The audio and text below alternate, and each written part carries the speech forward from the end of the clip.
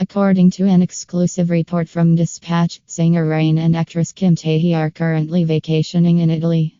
It seems Rain's father also joined the couple on their European trip. The main reason for the trip was to focus on prenatal care as soon-to-be mother Kim Tae Hee is currently 7 months pregnant.